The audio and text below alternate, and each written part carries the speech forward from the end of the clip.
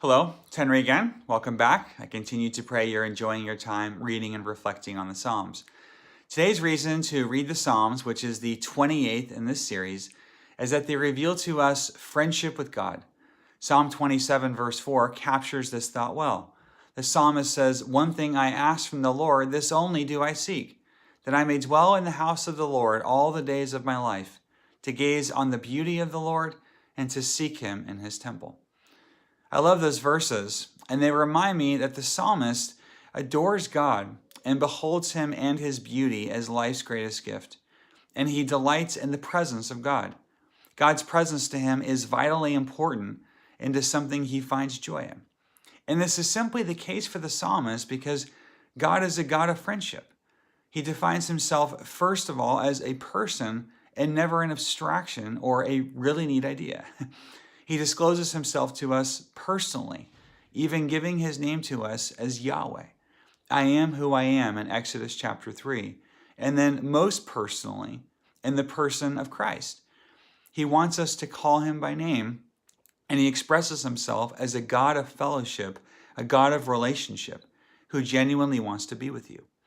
In fact, the Swiss theologian Karl Barth pointed out that God's grace is a perfection of his love, and that it not only seeks and creates fellowship with his created, but that he does so without condition or merit. Otherwise put, it means God wants to be with you. God likes to hang out with you, and he does so without condition, without merit, and through Christ without judgment. And it's never a question as to whether or not God wants to be with you. In fact, it's the opposite. Am I at home?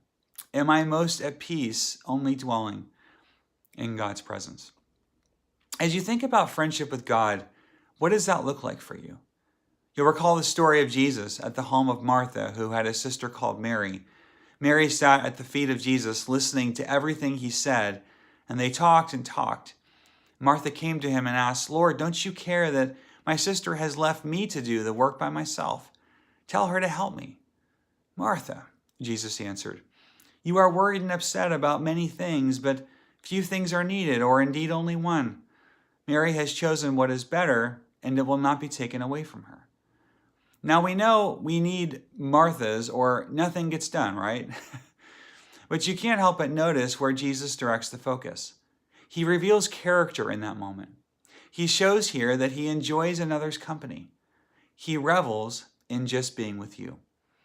It seems on the continuum of being and doing, Jesus has placed an emphasis on being. Now we need both, but you might consider, do I sit still? Do I enjoy God's presence, his company, simply because I can? And because God wants for you to. It delights him. In fact, it's one of his primary love languages. He is fulfilled, in other words, by your resting in his presence.